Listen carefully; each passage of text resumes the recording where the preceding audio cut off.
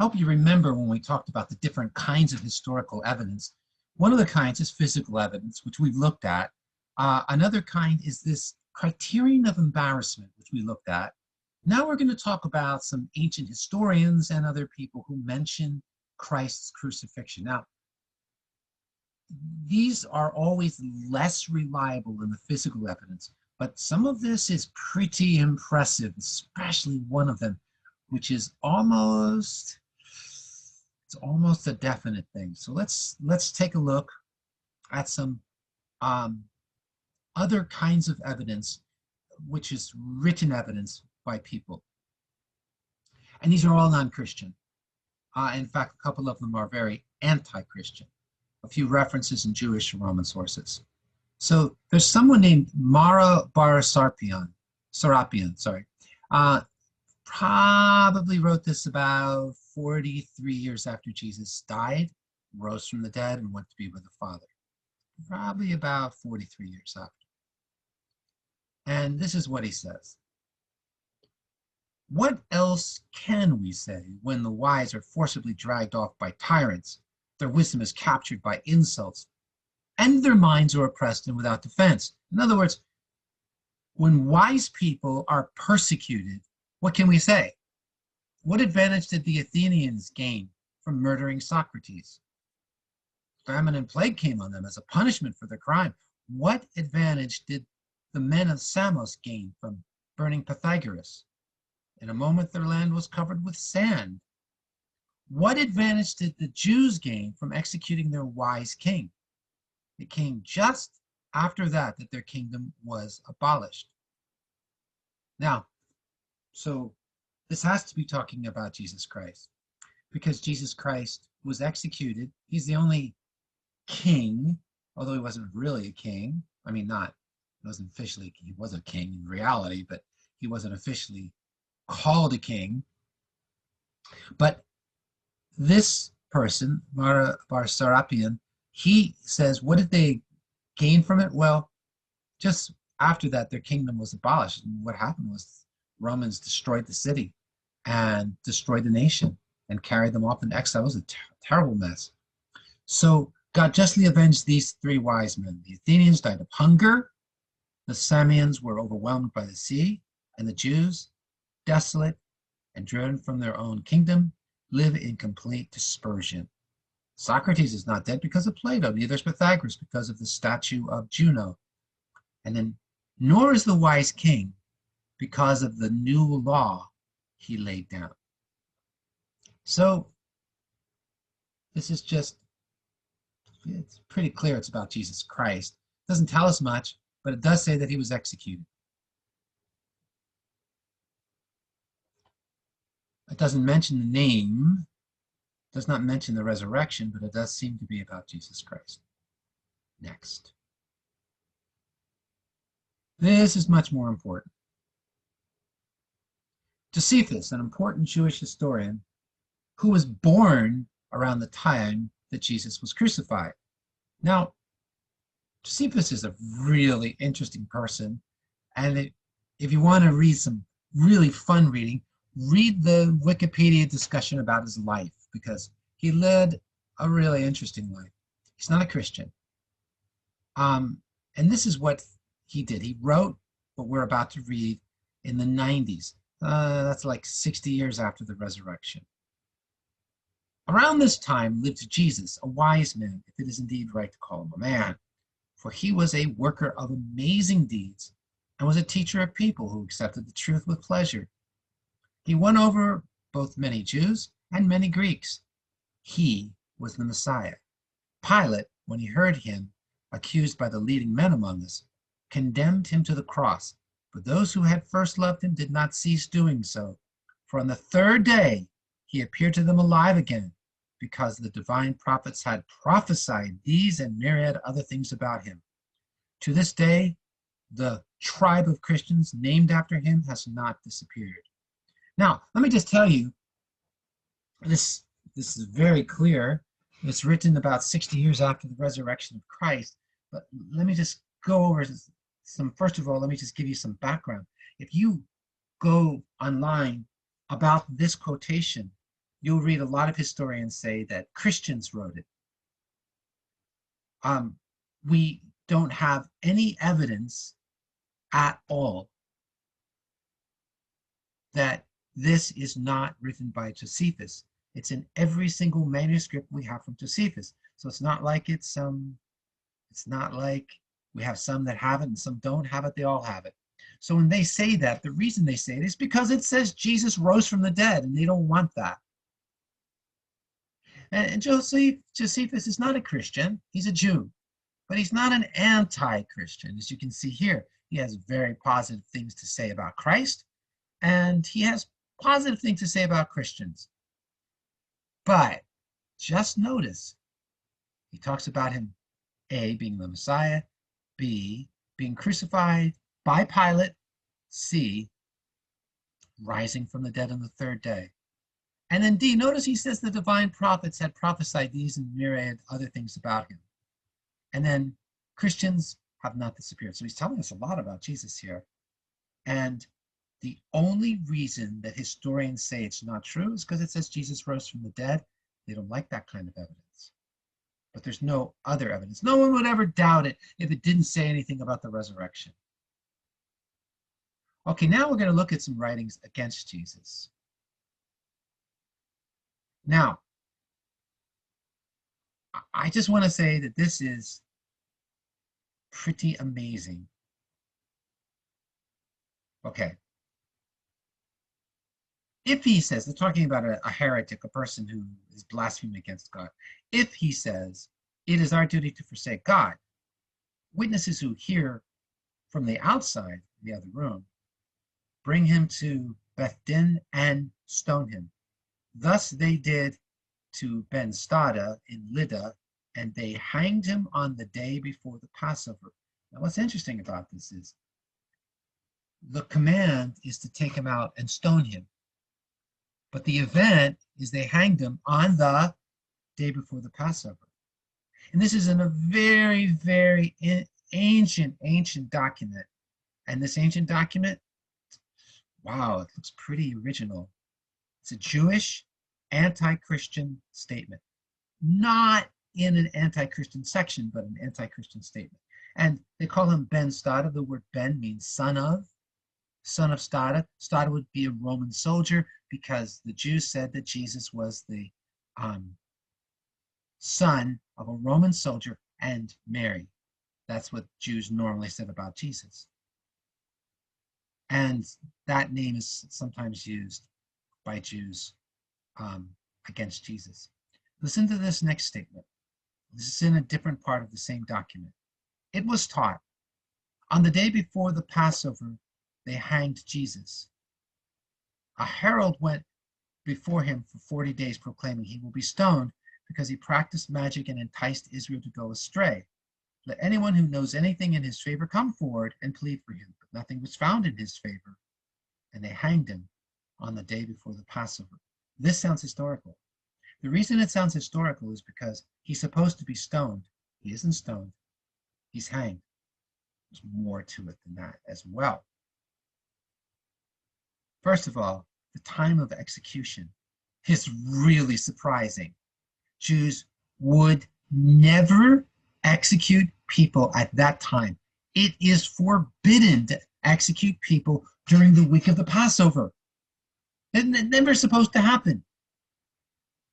But they don't say it didn't happen. Normally, what you expect is when there's information that they give that something was done, and that thing that was done was against the law, I'm talking about the law of God, then they would change it so that it would not have happened. It would be the week after the Passover. That's not what it says. The day after the Passover. It's a part of the Passover week.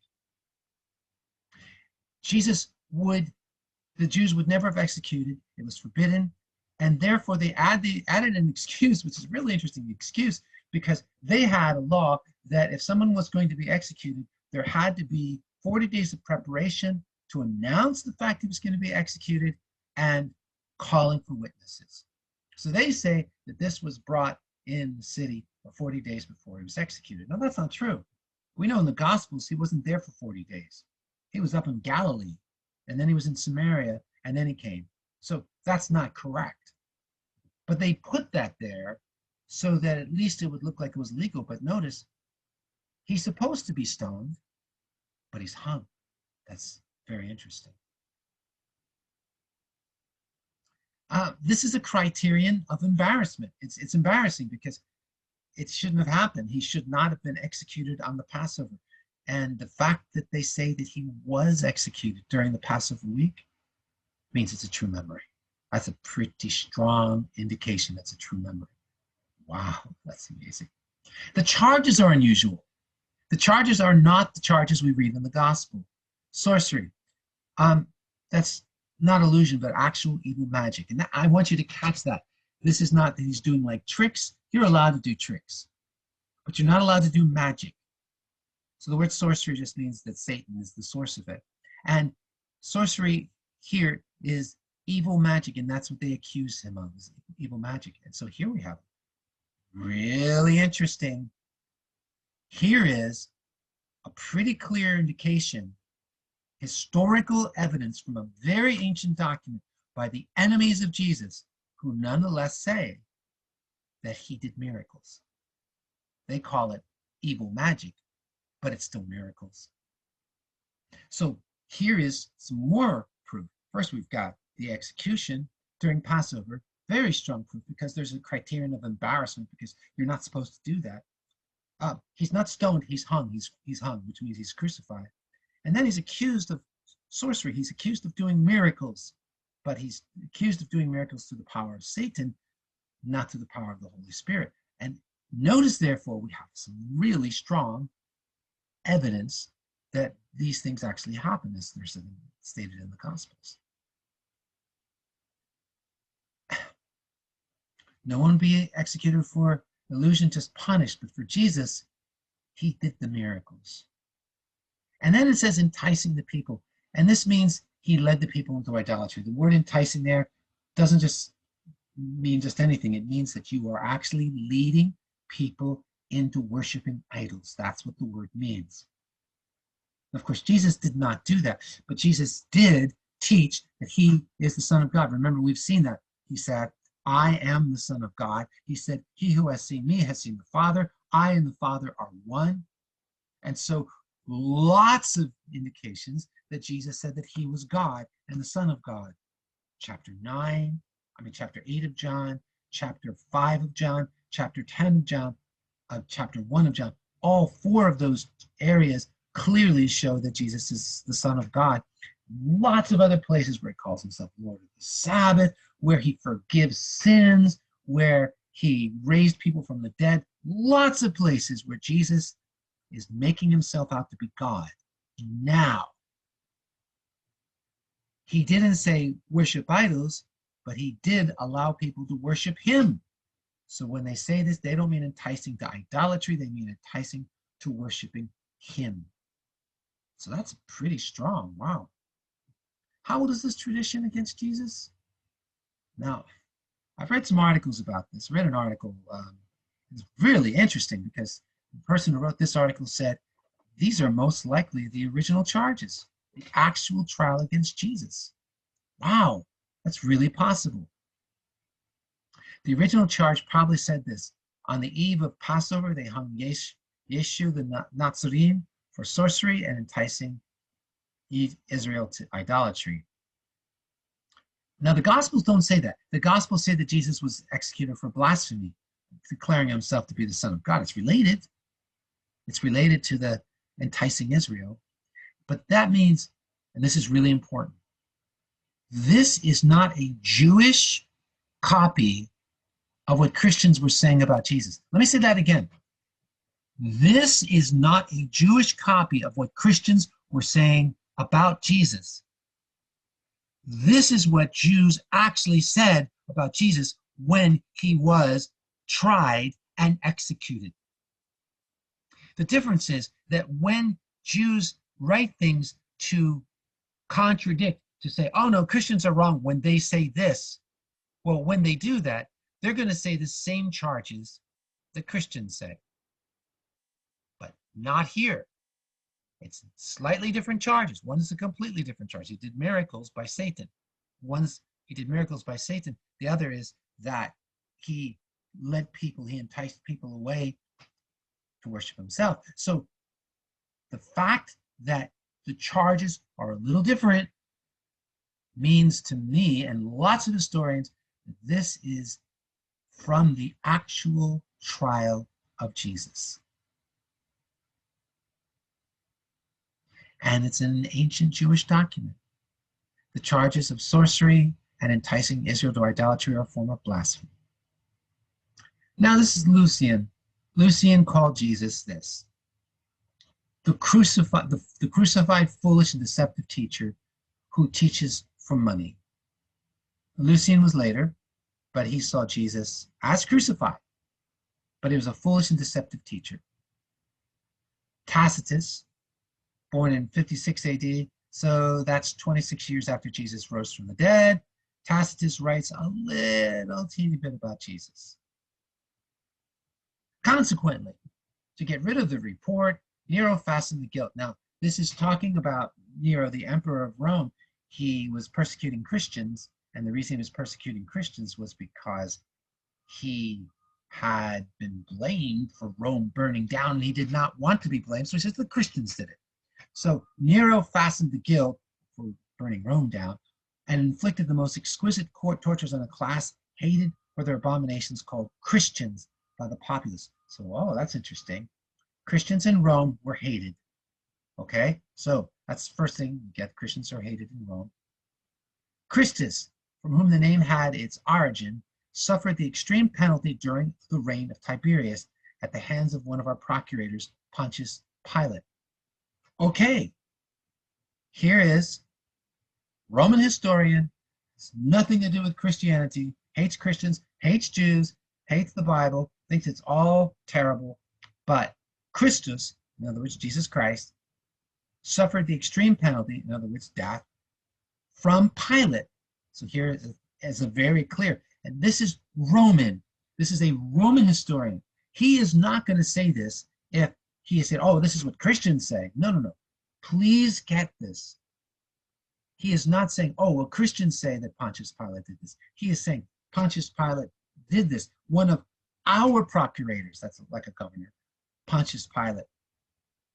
Wow. So this is a Roman historian who makes it very clear that Pontius Pilate executed Jesus Christ. So this is very strong evidence that the crucifixion actually happened. He would never say it otherwise. And this is an interesting one. Pliny the Younger wrote a letter to Emperor Trajan 112. So that's like 80 years after the resurrection. And it's about Christians. So it's an interesting letter. It really is. It's extremely interesting. It's clear that by 112 AD, Christians sang hymns to Christ as to a God. So listen to what he says. Soon accusations spread because of these proceedings, as usually happens. Several incidents occurs. He's talking about persecution of Christians and the fact that people are accusing Christians of worshiping Jesus Christ. So he's talking about accusations against Christians, and he is saying that people are worshiping Jesus Christ, and they're being accused. So an anonymous, meaning that the person didn't sign their name, document was published containing the names of many persons.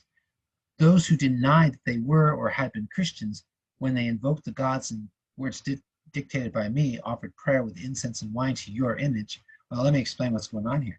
So what was going on is that people had written out and had posted it somewhere, and probably in the center of the city, the Christians, that these names of these people, these are all Christians. So they just had a list, like 40 or 50 names, Christian, Christian, Christian, Christian. All these were Christians. And then, because that was published in public, that meant that Pliny, who was a governor of a territory, he had to do something about it. So what he did was, he arrested all of those people, he asked them if they were Christians, and if they denied it, then he would say, all right, he would say to them, okay, say that the gods rule the universe, and offer a prayer to the gods. Oh no, offer a prayer with incense and wine to a statue of the emperor Trajan, which I had ordered to be brought for this purpose together with statues of the gods. And they were also supposed to curse Christ. So if they cursed Christ, if they worshiped the emperor and offered sacrifice to him, and if they invoked the gods in words dictated by Pliny the Younger, and if they offered prayer and incense to the statue of the emperor, none of which those who are really Christians can do, it is said to be forced to do, then I let those people go. So that's interesting. People were worshiping Christ. We need to read a little more. They asserted, however, that the sum and substance of their fault or error had been that they were accustomed to meet on a fixed day before dawn and sing responsively a hymn to Christ as to a God. And then it just says nice things about them. That's interesting. So by 80 years after the resurrection of Jesus, we have very good historical evidence from a non-Christian who doesn't like Christians at all, really dislikes Christians. And what does he say? He says they were singing songs to Jesus as if he were God. So that's pretty interesting. So we have different kind of evidence. We have evidence that he was executed by Pilate in several different places. We have evidence that he did miracles in several different places. We have evidence that he was crucified by Pilate in several different places. And we have evidence that he rose from the dead. That's a lot of different kinds of historical evidence. So people tell you there's no historical evidence about Jesus. Totally not true. It's totally not true. We have lots of good evidence, not bad evidence, good evidence. So where do we go from here? Where do we go from here? Well, is this enough to prove? Well, to be honest, it depends. Are you open? If you're open, I think it is enough. Is it enough to prove that Jesus is the Son of God? No. But it is enough to say when someone argues, oh, well, you don't have any evidence that Jesus even existed. No, that's not true. We do have evidence. We have evidence that's physical evidence. We have evidence of eyewitness evidence. And we have evidence of ancient historians. And we also have the criterion of embarrassment, which does suggest that the stories that we read about Jesus are true. Putting all of that together, it's a pretty strong case. It's a pretty strong case of the life of Jesus. It's a pretty strong case of his crucifixion, and it's a pretty strong case for his resurrection. We have too much ancient evidence to ignore it. So I hope this helps. This should prepare the way for thinking about how do I answer when someone says, oh, well, there's no evidence. Well, there is evidence. And the best evidence, actually, are the prophecies, which we'll talk about. So I hope this has been helpful, and I hope that you have a great day or evening or night or whatever you're doing. And God bless. Take care.